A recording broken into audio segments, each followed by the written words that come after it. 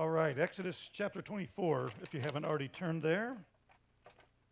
Exodus 24.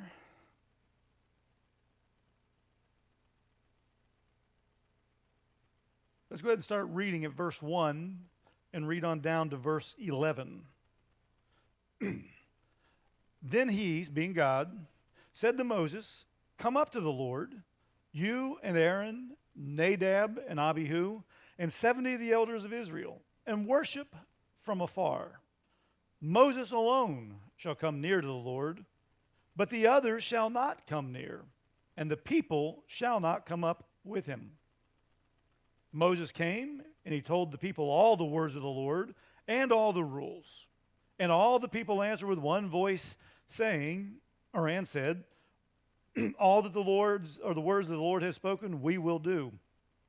And Moses wrote down all the words of the Lord. He rose early in the morning and built an altar at the foot of the mountain, and 12 pillars according to the 12 tribes of Israel.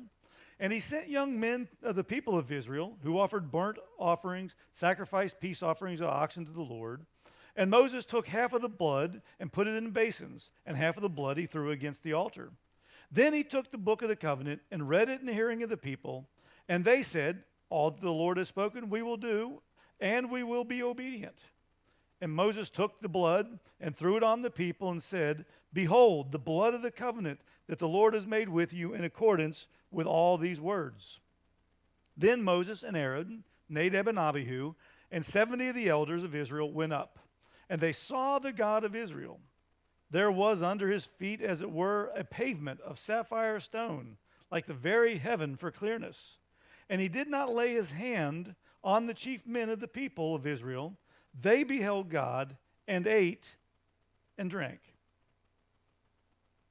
So we've finally finished the covenant code. We've moved beyond now the promises about the conquest. And now we're back on track thinking about this covenant language. Remember, covenant's the key. You want to understand the Old Testament, you need to grapple with covenant. There are several good books out there. If you're looking for something to read a little more, I can give you the names of a couple. But you've got to figure out, understand, whatever, the notion of covenants, what goes on, how the one arbiter tells them what they're going to do, how the people are supposed to respond, how there are promises, how there are stipulations, how they're supposed to respond into it, and so forth. One of the things that's often missed when we talk about covenants in church, but it shouldn't be. In fact, think about what we do as Christians. One of the key remarkable features about covenants is ancient covenants were always ratified with a meal. You go through this process, and then you sit down for a meal. Think like heads of state today. You bring in some head of state, you have all the meetings, and then there's a state meal. Or thinking biblically, if you direct your attention to Genesis 15:1 and following, remember Abraham's encounter with God in there. God comes, he makes a promise. Abraham cuts the animals, lays them out, keeps the birds from coming and eating the animals, and then at some point God walks through with fire and consumes them all. That's the meal. It doesn't seem like a meal to us, but that's the meal. They've talked about a covenant. God's laid out, here's what I'll do. Here's how you'll respond. Here's the meal. In that case, only God ate. There was no negotiation. There's nothing in that case even for Abraham to do. It's just, here it is, and then a meal.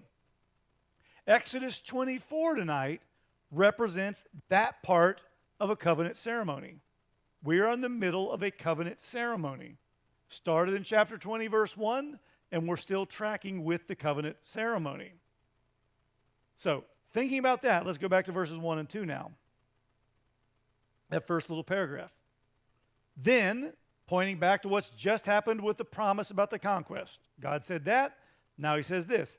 Then he said to Moses, "Come up to the Lord, you and Aaron, Nadab and Abihu, and 70 of the elders of Israel, and worship from afar. Moses alone shall come near to the Lord, but the others shall not come near, and the people shall not come up with him." And so, then, connective tissue, right? Moses in the Hebrew likes a little Hebrew word that's like a connective. It's and, it's so then. In English, therefore sometimes, thus. It's Moses' way, like Mark does in the book of Mark, with immediately. This is Moses' way of keeping you in the story, and that all this is interconnected. And so, having completed the covenant code with all of the stipulations, here's what you'll do, here's how you'll do it, this is why you do it, with all those stipulations, and now the promises relating to the conquest, having completed all that, God is now calling Moses and others, Aaron, Nadab, Abihu, and the 70, calling them into his presence for the rest of the ceremony. They've got to that point. The people have said, we'll do it. Remember, back when the covenant code was given. So God says, all right, let's gather together to ratify this thing. And so, in addition to Moses, God calls up Aaron and his 2 sons. That's who Nadab and Abihu are. It's the chief priest, Aaron, and the 2 sons, the would-be priests. Now, they're going to get ordained later on in the book of Leviticus. They're going to be called out in the book of Numbers. They're also going to drop the ball miserably and die pretty quickly in the book of Numbers. But for the moment, they represent the spiritual part of this relationship. So they're to come up with Moses, and in addition to them, 70 elders are going to attend. Now, the elders we've been interacting with off and on since the Exodus began. Not always, but remember when they were getting close to Sinai, God called Moses and the elders forward. Remember when Moses was struggling with trying to keep up with all the needs of the people, Jethro told him to do what? Delegate some of your authority to the elders. So here they are, these leaders of the various tribes and the people. But specifically that number 70. Again, we don't want to get into numerology like some people want to do. Sometimes that's too much. That's not what's going on. But for the Jewish people, this is a significant number. 70 is a number that reflects perfection. It's a multiple of 7, and 7 is the number of completion. And it's a number that is used frequently to represent all of the people. And that's who the elders are. They're the representatives of the people.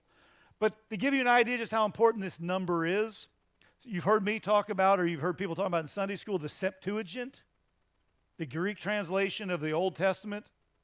This is Old Testament time period. They translated it into Greek because that's becoming the dominant language during that period between Malachi and Matthew. They translated into Greek. They appointed a committee to do this. And according to legend, they appointed 70 men to do it. And according to legend, they were convinced it was a miracle of God. According to legend, they translated the entire Old Testament from Hebrew into Greek in, guess what? 70 days. And so, significant number for Jewish people and traditions. And so, here they are. Aaron, the 2 sons, Moses, and this large cohort of elders coming up the mountain. But when they get there, he says specifically in verse 1, only Moses is supposed to come near to me. The rest of you will worship me from afar. Don't draw near to me. Now that's significant because remember, when he originally brought them to the mountain, who was he going to call up onto the mountain? All the people. And what they do when God called them with a trumpet blast? We'll wait. And so from that point forward, God is saying only one comes. In this case, this group can come with you, but there's a line and they're going to go no further. And so Moses is going to be the one who gets to go all the way. In fact, he reiterates that in verse 2, doesn't he? Only Moses can come near to God to that point. Of course, thinking about the book of Exodus, that's already presaged for us in Exodus chapters 3 and 4. Because who does God call up onto the mountain to meet with him the first time? Just Moses. And who's there talking at the burning bush? Only Moses. And when Moses leaves, that's when he encounters his brother Aaron on the way down. So we've already got in this book this notion that Moses is the deliverer. Moses is the mediator. And so only Moses comes up. The people are not to come up at all. And there what he means in verse 2 is not the 70 elders, not Nadab and the 2 sons. He says the rest of the people stay off the mountain. Remember elsewhere he says don't even let the animals on the mountain. They stay away, only Moses. And that's because what we're seeing, and we've looked at it off and on throughout the book of Exodus, is that like Christ, Moses is what? He is the mediator. Only the mediator can go to God and run intercession for them. And so here's this picture. And this is why later on in the book of Deuteronomy, when Moses knows he's going to die, he tells the people in chapter 18, verse 15 of Deuteronomy, look for another prophet like me. And Moses is unique among the prophets because Moses talked to God. Moses interacted with God on the mountain. Moses went up and enacted the covenant single-handedly with God. And so we're looking for somebody who can do that. And of course, no one else in the Old Testament can. Who can in the New Testament? Jesus. And how do we know? Because many of the things Jesus did are exactly the same things Moses did at one point. King tries to kill him, king tries to kill him. First miracle, water to wine. First miracle, water to blood. Jesus is the real Moses. He is the fulfillment of that prophecy. So we need to see that and track with that. Don't forget that as we go along and get bound up, especially the second half of the book of Exodus, and all these details that we're about to get dumped on us soon. Right? We're going to be told how big this is to be, how many gold rings, how many of this, how many of that, and people start going, what? Oh, look, it's the next book. All that's important. Not so that we, like some Christians think, can recreate the tabernacle precisely. No, the point is much more profound than that. When we get there somewhere down the road, I'll show you how. But the key is, who's the person telling them how to do it? Moses. And how does he know? God told him. And so what comes from Moses is as though it's coming from God. In fact, look at verses 3 and 4 as we start going through that new paragraph. So Moses came, and he told the people all the words of the Lord and all the rules. And all the people answered with one voice and said, all the words of the Lord, or that the Lord has spoken, we will do. And then continue on, let's go ahead and read verse 4. And Moses wrote down all the words of the Lord. He rose early in the morning. He built an altar at the foot of the mountain and 12 pillars according to the 12 tribes of Israel. And we'll come back to verse 6 in a little bit. But notice, Moses comes down off the mountain at the end of the covenant code. Remember, these are not always chronologically sequential passages. It's not A happened, then B. Sometimes the author is telling you, here's the theme, now let me come back and give you details. So he's been up, got the covenant code, now he's come back to the people. Because he's just been told to do what? Go down and get Aaron, go down and get Nadab, go down and get Abihu, get the 70. So what's Moses do? Back down off the mountain, he comes down and he tells the people what, according to verse 3? Everything. Moses held nothing back. In fact, he says all the words. He told them all the words.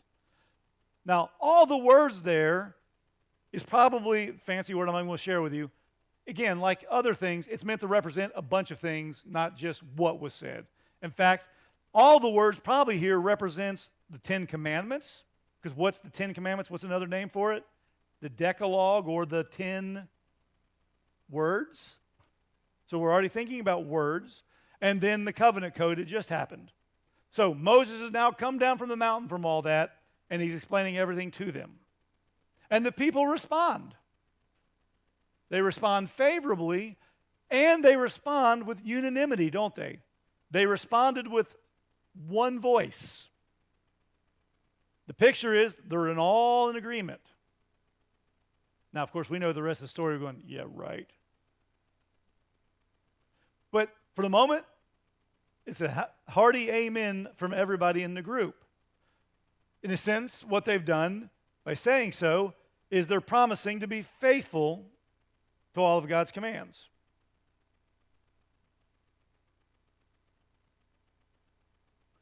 And so we're in, Moses. We agree. We accept the stipulations of the covenant. God said, here's all the things you will or will not do. We're in. We agree. So they've agreed to the covenant. They haven't formally signed the contract, so to speak, but we're in. Verse 4 is interesting because it says that Moses wrote all these words down.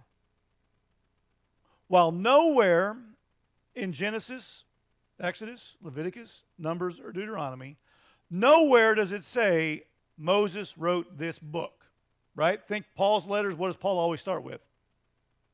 Paul, an apostle, blah, blah, blah, blah, blah. Moses never does that. And this is why for the last 250 years or so, there's been quite a bit of debate amongst progressives and liberals. Well, Moses isn't the author of any of that. Christians have typically come back and said, well, wait a minute. Jesus says that Moses wrote all that. They come back, well, Jesus is just voicing the tradition. He doesn't really believe Moses wrote all that. Oh, so now you read Jesus' mind. Neat trick. But you don't need even that, not to diminish Jesus' words. I agree, Jesus is right. He says in the book of Luke, the law of Moses. And the law represents what? Genesis, Exodus, Leviticus, Numbers, and Deuteronomy. Here we've just been told who wrote this book. Moses has been up on the mountaintop hearing from God. He comes down to tell the people what he heard. And what's verse 4 tell us? Moses wrote it all down. So in other words, if you're reading the account of the covenant code and the Ten Commandments, guess who wrote the covenant code down? Moses is the author. He says so. And so we don't have to guess and debate. Moses claims authorship of this particular book. In fact, it's a self-attestation, there's a fancy word for the day, to another fancy word. This is a self-attestation to Mosaic authorship. If you ever see that in the Sunday school literature or whatever, Mosaic is the adjectival form of Moses. Moses wrote this material. Set all those debates for the last 200 years aside. They've got other motives. They don't care who wrote the book. They want to diminish and dismiss what's written in the book. Can't do it. Moses is the author, and he says so, and Jesus says so. And having done that, having written it all down, again, remember the verses don't always break where you would think neatly they would break. Moses wrote it all down, and then verse 4 continues on. In fact, I probably would have put a paragraph break there if I was the translator. Because he moves from he wrote it all down to what they do next. And what did he do next? He begins to prepare the people for worship. Right? This is what this is about. This is the response to God's gracious revelation of himself via the code in the law. Moses in the morning gets up and he builds an altar. Altars have one purpose: sacrifices for the purpose of worship.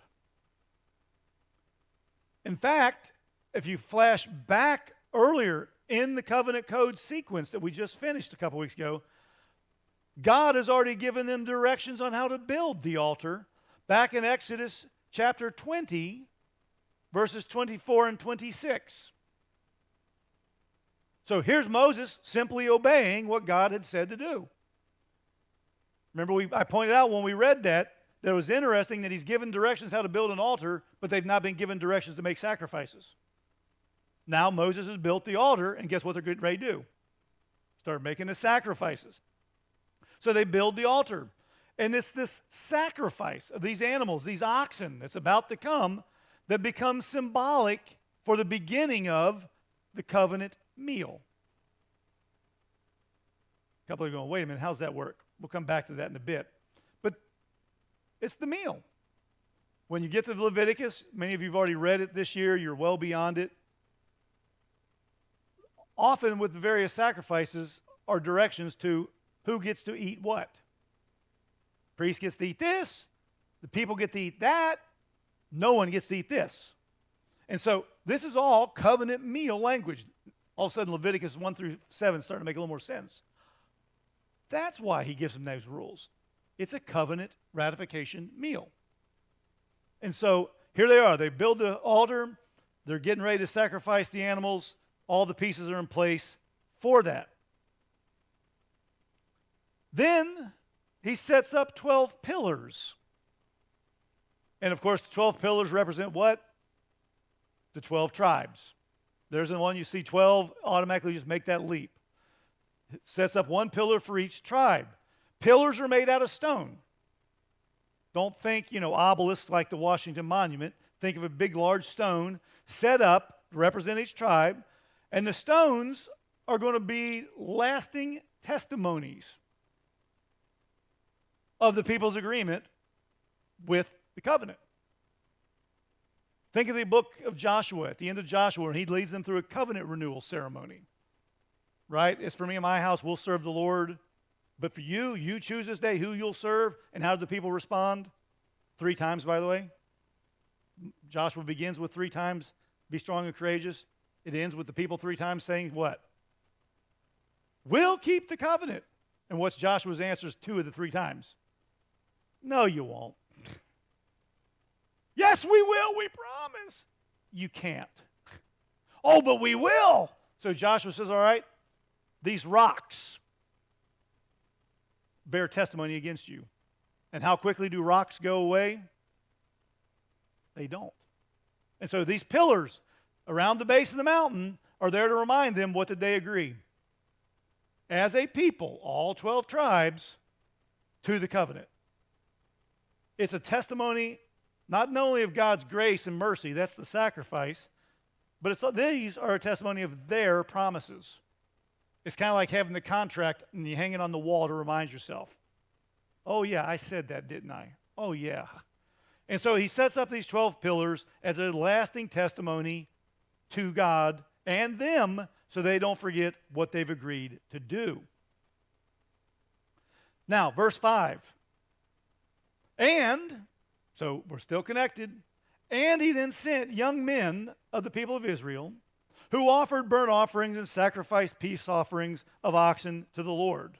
We'll just start working our way one verse at a time now for a bit. And so he appoints, and we don't know how many, a number of young men who are going to facilitate the sacrifices. Now some of you are going, wait a minute, not everybody's supposed to make a sacrifice. Don't think this passage is contradicting what you think about sacrifices elsewhere. Presumably, these young men are working under the supervision of who? Of Aaron, the priests. The picture here is they're going to make so many sacrifices. Aaron, Nadab, and Abihu can't do it all by themselves. And so what do? They grab a bunch of young bucks and tell them, you bring that oxen, you go and bring this. And so there are so many that they need help to accomplish it. Think of the story in the book of Solomon, when Solomon dedicates the temple. And it says there were so many animals slaughtered that the water or the blood was running in the street like water. That's kind of the picture here. Because this is really, in one sense, the first mass sacrifice in the Old Testament. There have been other sacrifices. This is the big one. And so Aaron and the sons need help. And there are 2 types of offerings, sacrifices made here. So again, think Leviticus with the description of 5. Here we are at the beginning of this season of sacrificial work, and there are 2 mentioned explicitly. It says there were burnt offerings. Burnt offerings are consumed by God alone. Only God, by way of the fire, consumes this offering. The peace offerings can also be known as fellowship offerings. Those, both sacrificed to God, the people eat those. Right? These are like some of the grain offerings and others in the book of Leviticus. And so, in essence, what you have is the first offering God is eating, the second offering the people are eating, and what you have is the people get to join God in the meal. This is that covenant ratification meal thing. So God's got food, they've got food. They're eating together. Even the things that they sacrifice, the meat, and get to eat it, if you remember from, again, Leviticus, even the fatty parts of those animals are sacrificed to God. So even when they get to eat this chunk of meat, God still gets a portion. There is no sacrificial covenant meal where God's not involved. And so here's the meal. We're setting it up. We're cooking it in one sense. God gets his, they get theirs. Covenant ratification meal. And, verse 6, Moses took half of the blood and he put it in basins, and half of the blood he threw against the altar. Now you start thinking about how gruesome the sacrificial system really was. We're so disconnected from it, we don't think about it much. We say we knew, but unless you grew up on a farm where they slaughtered animals, you have no clue what's going on anyway. But now imagine there's so many, they have to recruit 17, 18, 16-year-old men to help. And the blood is running. Because remember, when they sacrifice an animal, they don't just kill it, put it on the thing. They drain all the blood out of it. So if an average human has what? 6 pints of blood, I think, is in us. What's that, Quartz? Imagine an ox. How much blood's pumping through that thing. And you're killing multiples. Even if you only kill 12, think how much blood you're going to collect. And then throw in all the other animals also. So they're collecting the blood. It's gruesome. If you've ever been around much blood, you know it smells. And so this is a gross thing in American sensibilities.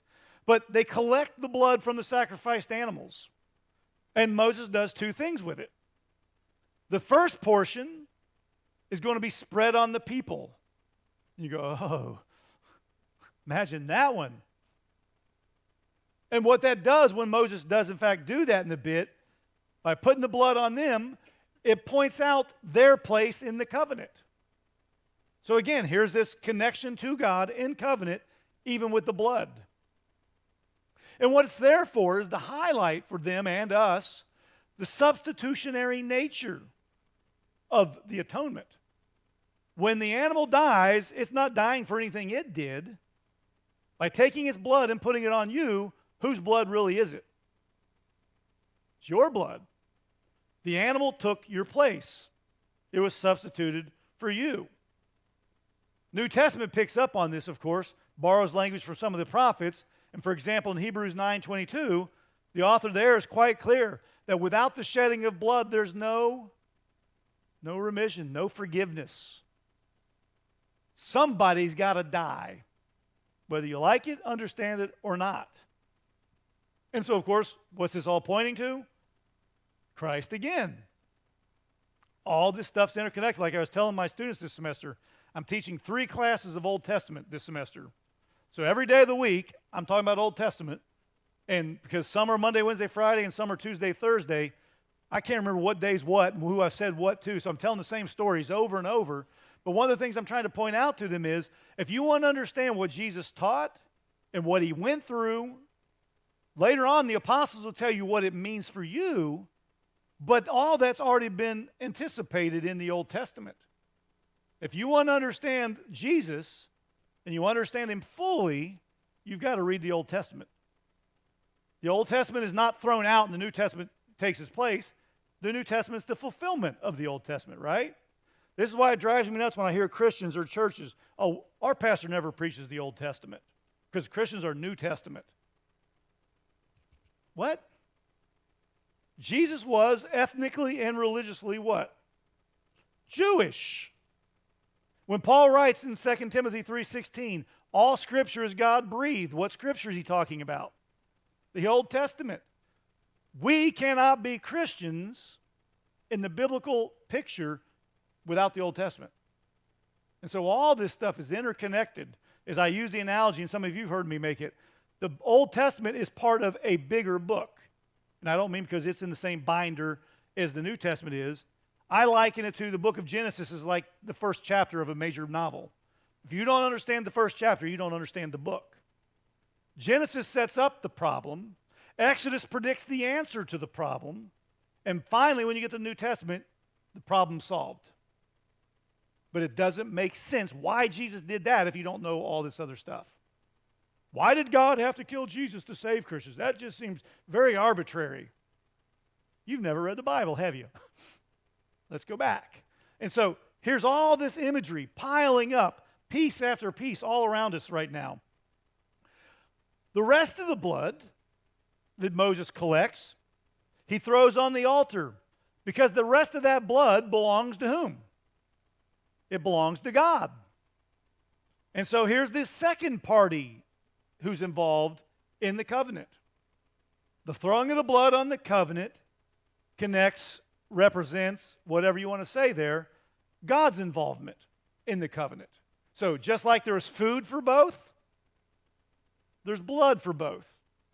Now, think of the imagery of the Passover where they pass the bread, they eat the lamb that's been sacrificed, they drink the wine, which happens to be red. And now think of the New Testament where Jesus institutes, inaugurates the Lord's Supper. What does he say? This is my body, and this is the blood of the new covenant. In fact, as I read it out loud earlier, did you notice how similar the language about the blood here is to Jesus' quote in the upper room? It's almost like Jesus read the Old Testament. Not sure how that works, but it's amazing. And so, food for both. In one sense, if the blood is represented by the wine, drink for both. Everybody in the party is included in this meal. Verse 7. Having done all that, then he took the book of the covenant. By the way, what's the book of the covenant? It's everything Moses has just written down about all this stuff, isn't it? Because who's writing the book of the covenant? Moses. And who just wrote down everything he heard? So Moses is using his own book in worship already, telling you that Moses knows that his book is inspired by God and authoritative. So Moses took the book of the covenant and he read it in the hearing of the people. So the paragraph started with him telling them what went on in their hearing. Here they are again. And they said, for the second time, all that the Lord has spoken, we will do, and we will be obedient. So here we go. Moses recounts for them again, this time with a public reading of the covenant. This is why Paul tells Timothy, don't forsake the public reading of the Scripture. Most of these people would have been illiterate. They couldn't have read it for themselves if they had a copy of it, which they don't. It's the public reading of the Word. Think of Paul in Romans chapter 10, verse 14. How will they believe in him whom they have not heard? And how will they hear unless somebody tells them? There's no salvation without hearing the Word, explaining it, reading it, watching it in the movie, whatever. The Word. We are people of the Word. So Moses gets up and reads the Word to the people. They haven't gone up on the mountain yet. Moses is down in the valley, reads it to the people. And I would argue here, at the minimum, when he talks about the book of the covenant, he's talking about reading to them everything that in our Bible is Exodus 20, verse 1, to Exodus 23. And I've got a typo in my own notes. You don't see it because it's not in your notes. Your notes are blank. Everything in 23 all the way down to verse 33, where he ends the covenant conquest language. So all of 20, all of 21, all of 22, all of 23. That at minimum is the book of the covenant. So he reads it, and think how long would it have taken for him to read out loud. People get squirmy when, the sermon goes more than 20 minutes. Ooh. Some can't stand still or sit still for 20 minutes. Moses is reading to them 4 chapters, nonstop. And the culture will be by the time of Nehemiah, and it may have already been that way at this point, we don't know. But by the time Nehemiah stands up to read the word in that covenant ceremony, he doesn't stand up, the people stand up. So when people complain to me, can you tell us that we can sit down while we're singing once in a while? You've been standing for 10 minutes. Now, some of you it hurts, I get. Sit down. I'm the opposite. If I sit for 10 minutes it hurts, I stand up. But don't complain because you stood up for 2 songs on a Sunday morning. They're standing up for hours. And so Moses reads it. What's their response to it according to verse 7? They promise to do what? They promise to obey it. Twice in this chapter already. They've heard the word and they promise to obey the word. Huh. And you're all going, man, are these the same Israelites we know from like Leviticus, Numbers? Yes. It shows you how duplicitous people are, aren't they? We want the blessings of God. We get excited about the blessings of God or the promised blessings, and we'll promise anything. Oh, absolutely. I'll not forsake the gathering of the saints. And then what do? Except on days when I got football tickets or whatever else. And so Moses reads it. They are in. Yes, we'll obey it. All right, Moses says, look at verse 8. And so Moses took the blood and he threw it on the people. And he said, behold, the blood of the covenant that the Lord has made with you in accordance with all these words. So Moses says, all right, you've agreed. And I think the picture here is he sprinkled blood. I don't think he's angry throwing blood at them. But they are getting blood splashed on them. However he's doing it, with a stick, with a branch of leaves, if he's just flicking a finger where the blood is. We don't know how he did it, but the point is, he did it, and he did it to who? The picture is everybody in the crowd. They're all under the covenant, because what have they all said? With one voice, we'll do it. And so Moses says, all right, spreads the blood, says, behold, which literally means look. What he's telling them is, you need to remember the covenant. And you need to remember your commitment. And what do we do periodically when we take the Lord's Supper? If we obey Christ's words, this we do what? In remembrance. We're doing it because he said it, and we're doing it to remind ourselves we're in the covenant with him. Too often we go, oh, I'm in the blessings with him. But covenants always include what? Rules, stipulations, commands. If you're in this relationship with me, there are blessings, but what? There are stipulations, requirements for you. I heard that. Alice is going, did he see it? Did he hear it? Did he hear it? Gary's going,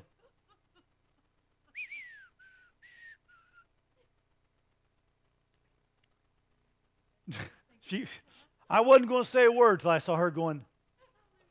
She's going, please, don't, Gary, don't touch, don't, Gary, don't reach for it, Gary, don't. Right now he's going, yes. He was off the hook until you flinched.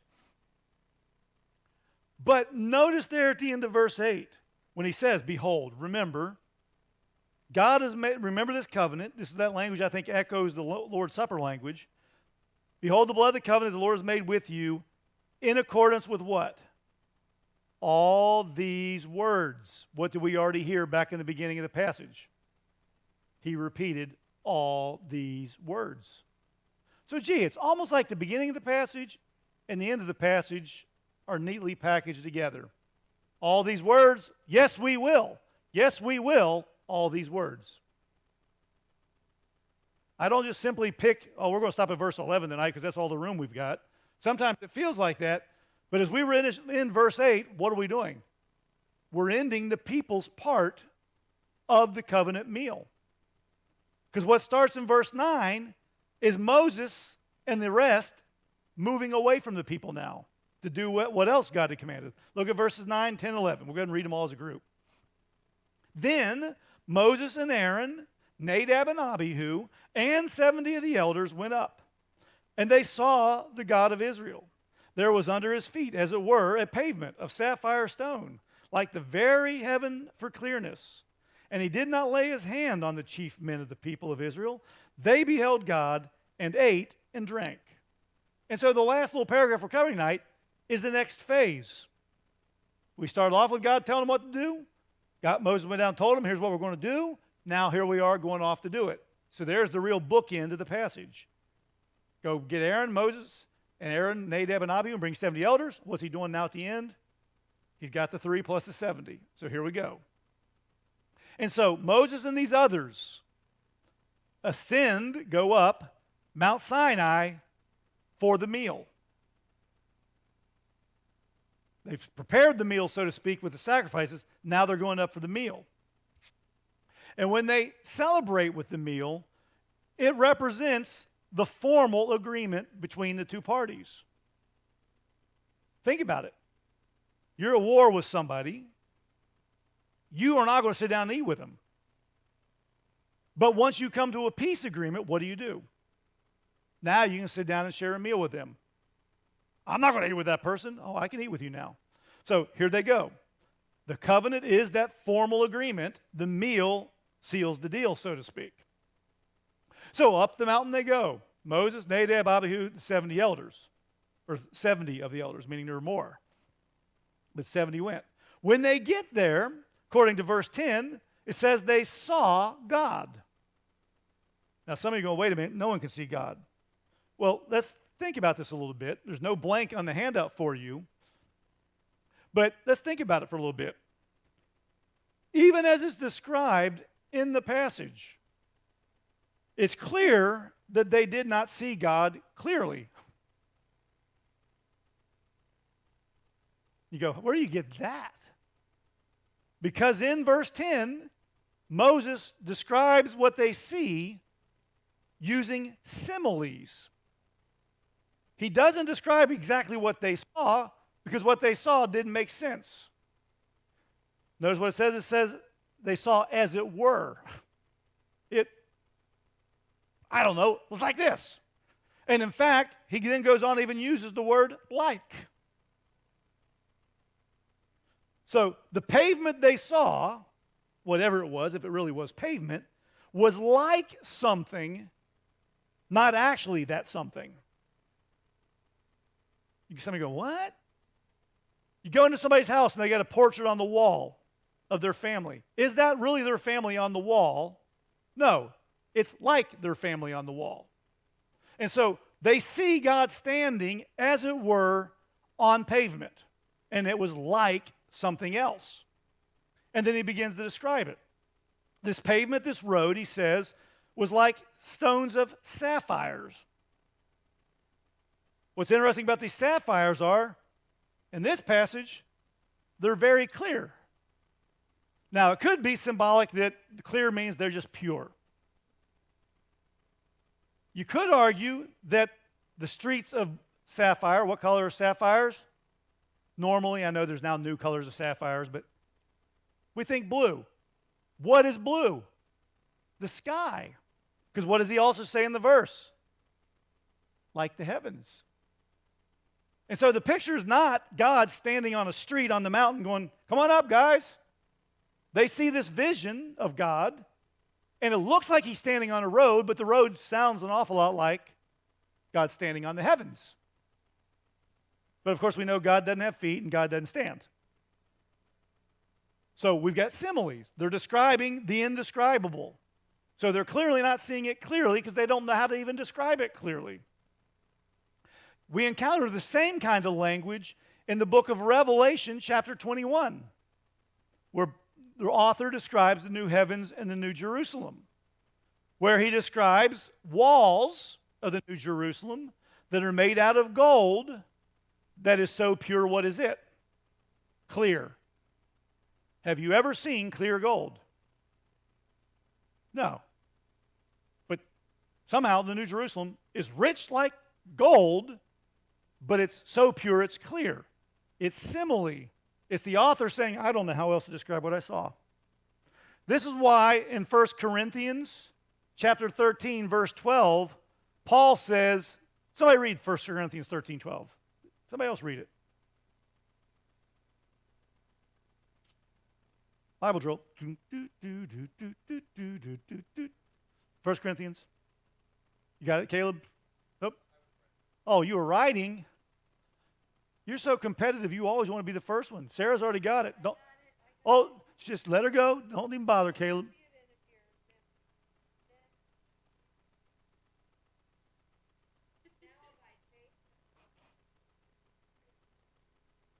But we now see in a mirror, dimly. Later on, John says, in that day we'll see Jesus as he is, because we'll be like him. And so, in this stage, none of us are ever going to see God perfectly, clearly. And some of you go, well, okay, that's an awful lot to get out of that text. I'm not thinking we're supposed to ever see God. Even Moses isn't allowed to see God's face. Does it say they saw God's face? What did they actually see? His feet. Right? They saw him as if he was standing. That's the only thing described is his feet and the pavement under him. So don't get hung up on, they saw God, and you're not supposed to see God. They didn't see the full picture, no more than Moses did later. What's amazing here is what's described as we continue on in verse 11. When they did see God, however they did see God, what didn't happen? They didn't die. When the mediator brings them into the presence of God, they live. They did not die. And the fact that he withholds judgment against them, because what are they? Sinners, reveals his willingness to be in the covenant relationship with them anyway. Because who initiated the covenant? God. Who ultimately is going to be the one who keeps the covenant? God. Who has every right to kill them for being sinners? God. But he withholds judgment. And in one sense, by restraining his anger, which God hates sin, by restraining his anger, he's actually showing them unrestrained grace, isn't he? Grace more than they can imagine or ever fully understand. Even though the fact that Moses wrote down says, we get it. We realize something's up. In fact, if you look there at verse 11, in Moses notes, and he did not lay his hand on the chief men of the people of Israel. They see it and they're aware we should have died and we didn't. What's Isaiah's response the first time he sees just God's robe? Isaiah 6. I'm a dead man because my eyes have been on the Lord. And so they get it. They know they've not died. They're recognizing that reality. And so recognizing that God has given them grace, what do? According to verse 11, they ate with him. Here's the covenant meal. You go, what about God eating? Well, if Moses is the mediator, Moses might have been the one who ate God's portion, symbolically representing God in this equation. And after the symbolic meal, the covenant meal is done, all the parties depart. Right? You don't stay together. If you've negotiated peace, what do? You ratify the treaty, and you go home and tell your people. And so what happens following this? You can't see it exactly here, but if you read ahead to verse 12, what happens?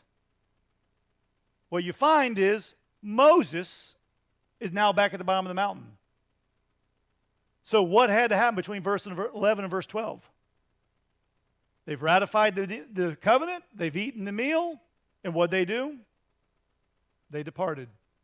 Moses, Nadab, Abihu, and the 70 go down the mountain to tell everybody what happened, and God withdraws into his space.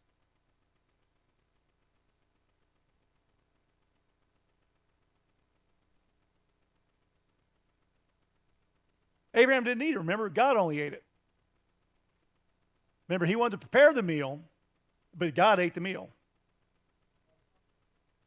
Yep.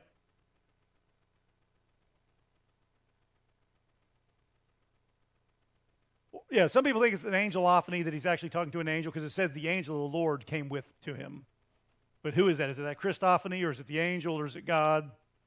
Yeah, it's not real clear, but it's a covenant kind of. But probably in the meal, before they go down to kill Sodom and Gomorrah, that meal is probably more a hospitality, right? You know, treating angels unaware, hosting angels unaware.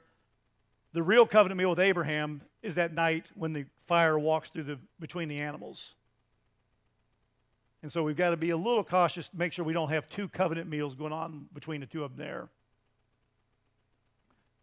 And so, weird passage, but now you're starting to see the connection. And then what's going to happen next, spoiler alert, is they're going to go down the mountain, presumably report to the people what's happened, and then God calls Moses and Aaron up. Come up to the mountain. But when you get there, only you come into the cloud. So who's ultimately still the only one allowed? Moses, the mediator. He's the only one, because God has determined that's the way he's going to work. Chris, you want to shut us?